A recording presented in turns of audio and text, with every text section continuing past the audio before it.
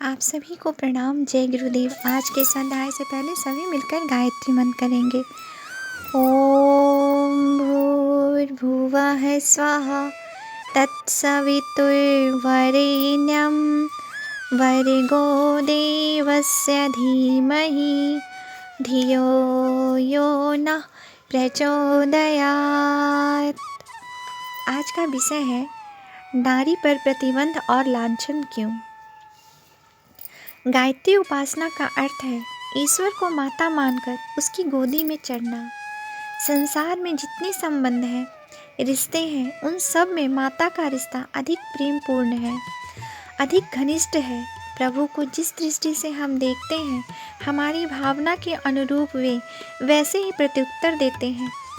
जब ईश्वर की गोदी में जीव मातृभावना के साथ चढ़ता है तो निश्चय ही उधर से वात्सल्यपूर्ण उत्तर मिलता है। स्नेह, वात्सल्य, करुणा, दया, ममता, उदारता, कोमलता आदि तत्व नारी में नर की अपेक्षा स्वतः अधिक होते हैं। ब्रह्म का अर्ध वामांग ब्रह्मई तत्व अधिक कोमल, आकर्षक एवं शीघ्र द्रवीभूत होने वाला है। इसलिए अनादि काल से ऋषि लोग ईश्वर की मातृभावना के साथ उपासना करते रहे हैं और उन्हें प्रत्येक भारतीय धर्मावलंबी को इसी सुख साध्य, सरल एवं शीघ्र सफल होने वाली साधना प्रणाली को अपनाने का आदेश दिया जाता है। गायत्री उपासना प्रत्येक भारतीयों का धार्मिक नित्य कर्म है।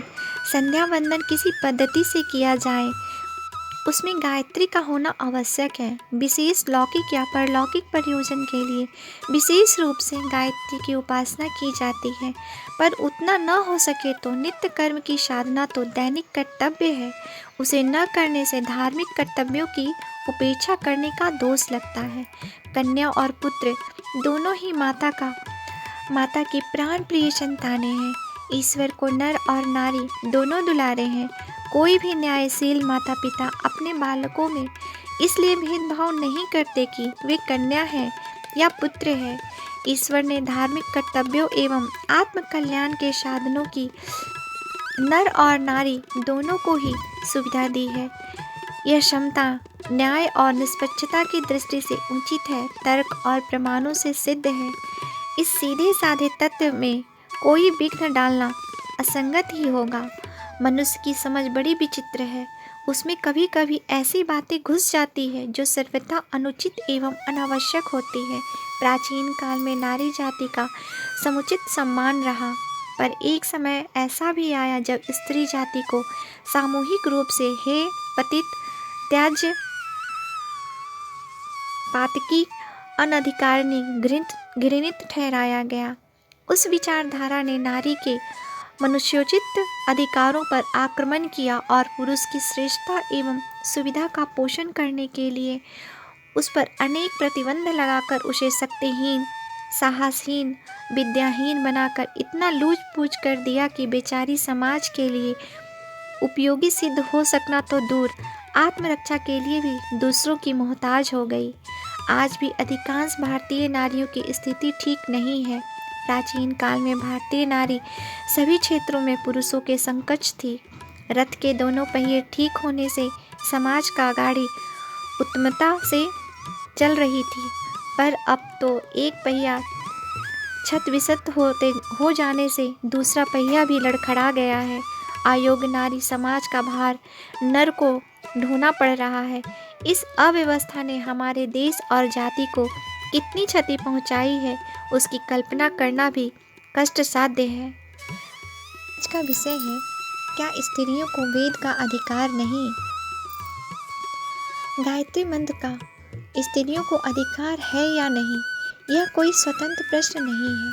अलग से कहीं ऐसी विधि निषेध नहीं है कि स्त्रियां गायत्री जपे या ना जपे। यह प्रश्न इसलिए उठता है क्योंकि यह कहा जाता है कि स्त्रियों को वेद का अधिकार नहीं है। चूँकि गायत्री भी वेद मंत्र है, इसलिए अन्य मंत्रों की भांति उसके उच्चारण का भी अधिकार नहीं होना चाहिए। स्त्रियों के वेद अधिकार न होने का प्रतिबंध वेदों में नहीं है। वेदों में तो ऐसे कितने ही मंत्र हैं जो स्त्रियों द्वारा ही उच्चारित होते हैं। उन मंत्रों में स्त्रीलिंग की क्रियाएं हैं जिनसे स्पष्ट हो जाता है कि स्त्रियों द्वारा ही प्रयोग होने के लिए है। इसमें आगे सुनिए। सूर्य देव के साथ साथ मेरा सौभाग्य बढ़े, मेरे पति देव को मैं प्राप्त करूं, विरोधियों को पराजित करने वाली और सहनशील बनूं, मैं वेद ज्ञान को सुनने वाली बनूं, मैं तेजस्विनी और प्रभावशाली वक्ता बनूं। पति देव मेरी इच्छा, ज्ञान व कर्म के अनुकूल कार्य करें। मेरे पुत्र भीतरी व बाहरी शत्रुओं को नष्ट करे। मेरी पुत्री अपने सद्गुणों के कारण प्रकाशवान हो। मैं अपने कार्यों से पति देव के उज्जवल यश को बढ़ाऊं।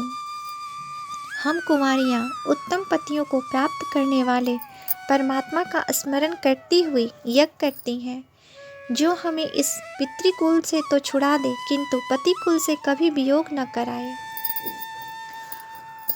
वधू कहती है कि मैं यज्ञ आदि शुभ अनुष्ठानों के लिए शुभ वस्त्र पहनती हूँ, सदा सौभाग्य, आनंद, धन तथा संतान की कामना करती हुई मैं सदा प्रसन्न रहूंगी। आप वेद हैं, सब श्रेष्ठ गुणों और ऐश्वर्यों को प्राप्त करने वाले हैं।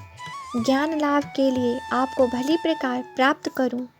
वेद मुझे तेजस्वी, कुल को उत्तम बनाने वाला, ऐश्वर्य बढ़ाने वाला ज्ञान दे। वेद मुझे वीर श्रेष्ठ संतान दे। विवाह के समय वर वधू दोनों सम्मिलित रूप से मंत्र उच्चारण करते हैं। सब विद्वान लोग यह जान ले कि हम दोनों के हृदय जल की तरह परस्पर प्रेम पूर्वक मिले रहेंगे। विश्व नियंता परमात्मा तथा विदुषी देवियाँ हम दोनों के प्रेम को स्थिर बनाने में सहायता करें। स्त्री के मुख से वेद मंत्रों के उच्चारण के लिए असंख्य प्रमाण भरे पड़े हैं। आज के लिए यहीं तक। आप सभी को प्रणाम। जय गुरुदेव।